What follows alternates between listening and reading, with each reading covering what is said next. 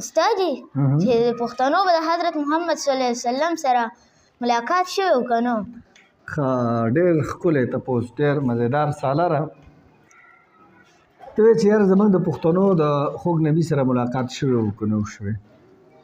یو خبره کومه یو ډېره افسانوي غوندې یو کیسه مشهوره ده. هغه کیسه ټول پښتانه کوي او هغې باندې بیا دوه درې خبرې کوو چې یاره هغه څه شی دي او هغې حقیقت څه دی.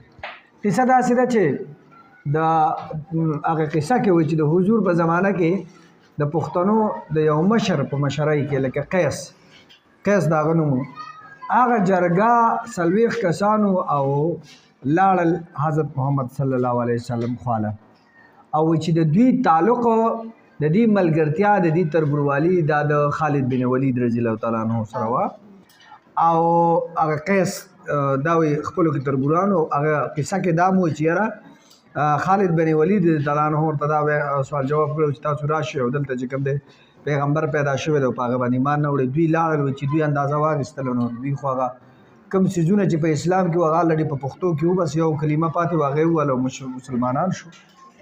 بیا وایي چې هغه زمانه کې دوی جنګونو کې هم شامل شو، کوم چې غزواتو په هغې کې هم وایي دوی شامل شو او بیا خالد بن ولید رضی الله تعالی عنه د قیس لا لور هم ورکړې ده.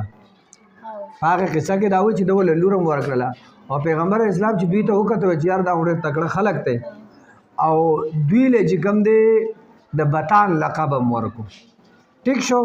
هلته وو بیا چې دلته رالل نو بیا دا ټول پښتانه د هغه وایي 3 زامنو شو، غرغشت یا ګرګشت، بیټ او بل چې کوم دی سړبن، دا 3 چې کوم دی د هغه وایي زامن وشو. دا ټول پښتانه به د هغوی نه خواره شو. اوس دا قصه دغه ځای پورې ده. راځو د دې قصې باندې لږ شان خبره کوو.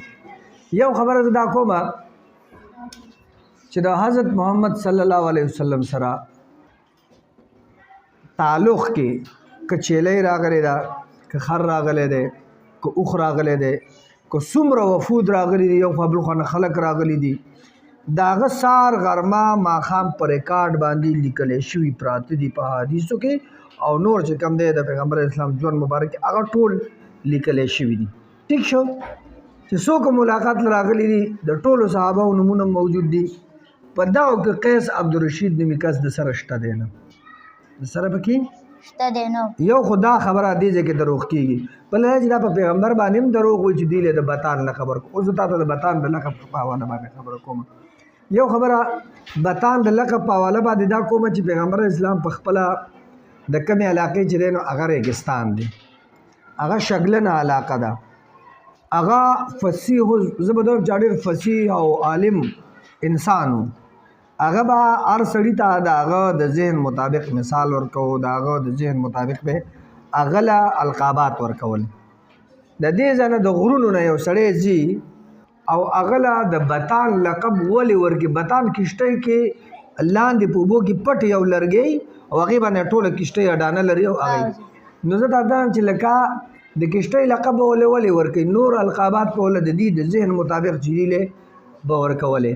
یو خبره دا کوم. دویمه خبره دا ده چې دی وایي چې دا پښتانه چې کوم دی دا د بني اسرائیلو د طرفه دي او د ابراهیم علیه السلام سره د دوی شجرې نسب برابري او دا یهودو د دې نه مخکې دوی وایي او هلته چې کوم دی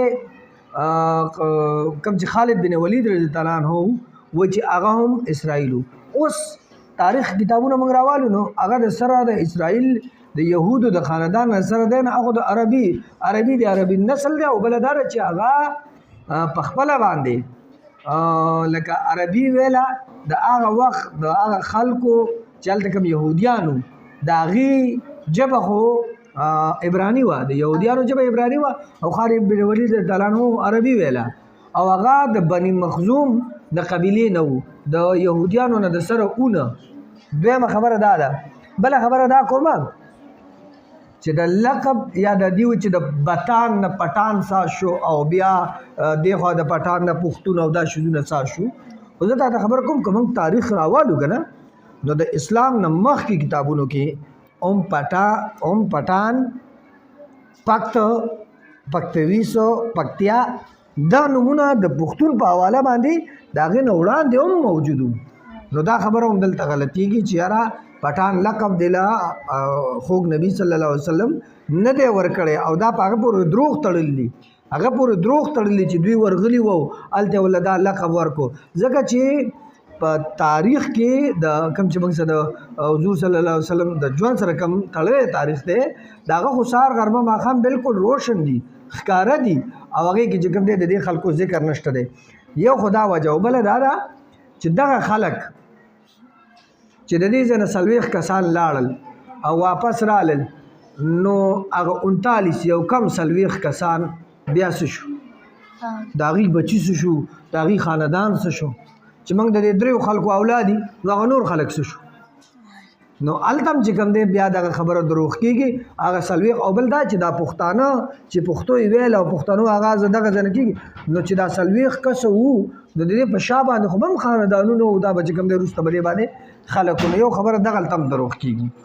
بله خبره دا ده چې په دې کې یو باچۍ وه خسرو پرویز، ټیک شو، دا هغه دومره ظالم او بیکاره سړی و چې هغه له کله د پیغمبر صلی الله علیه وسلم دعوتنامه راله نو هغه د هغه نوم وشلو، دومره ظالم بیکاره سړی و.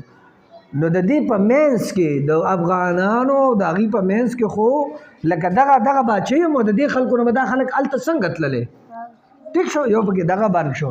بله خبره ورته دا کومه چې خالد بن ولید رضی الله عنه والله لور ورکړې ده نو هغه به عربی وه، ټیک شو. نو په عربو کې دا ټکي نشته، ګوره ورته ګرګشت چې په ګاب لیکلی کېږي، سړبن ړې پکې ده، دام چې کوم دی ندا کېږي. بله دا ده چې بیټ ټې پکې ده. دا ټکي خو د سره د عربو خلک وایي نه بلکې ویلی نه شي. نو یو ښځه به خپلو بچو له داسې نومونه څنګه کېږي. بله درته دا وایم چې دوی وایي چې د هغه نوم قیس و او قیس د عبرانۍ ژبې ټکی و، د یهودیانو د ژبې ټکی و او هغې چې کوم دی بیا عبدالرشید نوم یې ورله کېښودو. نو زه تا ته دا خبره کوم چې قیس د عبرانۍ ژبې ټکی نه دی، قیس د عربۍ ژبې ټکی دی، د عبرانۍ ژبې نه دی. او عبدالرشید نوم بیا ورله څنګه کېښودو، په هغه وخت کې عبدالله نوم شته خو عبدالرشید، عبدالحکیم، عبدالغفور، لکه عبدالحمید دا قسم نومونه د دې ځای خلکو دي. نو د دې ټولو خبرو نه چون دا دی چې دا قصه د دې ځای نه کسانو ځان نه جوړه کړې ده او ځان یې چې کوم دی لکه داسې د برکت ځای ته ننباسو. او بله دې کې یو خبره بله پټه ده، بله خبره دا پټه ده چې دوی په دې خبر کې ځان بني اسرائیل ثابتوي لکه دومره مضبوط مسلمانان چې د پیغمبر علیه السلام په نوم باندې او د الله په دین باندې ځان قرباني.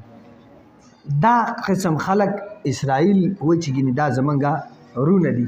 نو دې دا نظریه چې چا خوروله دوی به لاړل انډیا ته او انډیا کې چې د هغې کومه سفارتخانه وه د اسرائیلو هغوی سره به میلاو شو، هغه ځای نه به بیا راتللو. هغوی کوشش کوو چې دا خلک نه دي دا خپل رونه ثابت کړو، مطلب دا چې دوی به بني اسرائیل ثابت کړي.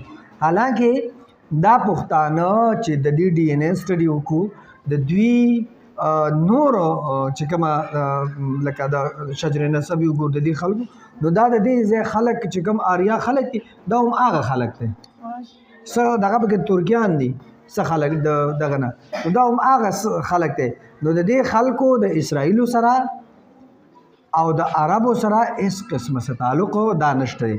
دا مسلمانان شوي دي څه کسان، لږ کسان د صحابه په وخت کې چې هغوی به دلته راغلي دي او دلته ځای په ځای باندې شهیدان شوي دي. د خلکو باقاعده د صحابه سره جنګونه کړي دي ځکه چې دغه صحابه دلته راغلي او شهیدان شوي دي. لکه په واده کې خو څوک نه شهید کېږي خو په جنګ کې شهید کېږي نه، او په یو قبر کې څومره صحابه او څومره شهیدان پراته دي. نو دې خلکو د هغې سره جنګونه هم کړي دي. بیا د عام خلک چې مسلمانان شوي دي نو دا بیا د محمود غزنوي په دور کې چې کوم دی مسلمانان شوي دي. او د محمود غزنوي دور څنګه و، په کومه طریقه چې کوم دی ته اسلام راغلی دی دا د 1000 عیسوي خواوشا تاسو ته زه خبره کوم نو دا د محمود غزنوي په دور کې به دا خلک مسلمانان شوي دي او په هغې باندې چې کوم دی عام مسلمان شوي هغه د توري په زور باندې دا خلک مسلمانان کړي دي خلک چې کوم دی څه ورسره داسې ملګري شوي دي چې د توري په زور باندې خلک ګینې دلته چې کم مذهب رایجو که هغه د خلکو د اور عبادت کو د ګټو عبادت کو په بودھ متو کو سیکانو که په کم مذهب باندې وو خو هغه د دې ځای عام چې کوم مذهب وو نو په دقې باندې وو لکه د دې نه مخکې بس محمود غزنوي بیا دا اسلام دی خوا بلې پاکستان او داسې بھارته پورې دا ټولې علاقې چې کوم دی هغه بیا په اسلام کې داخلې کړل او هغه چې کوم دی د پښتنو دا ریاستونه ځای په ځای باندې آباد کړل نو په دې باندې ان شاء الله بیا بل پیریډ کې خبره کوم چې یاره محمود غزنوي په کوم ترتیب باندې دا شو نو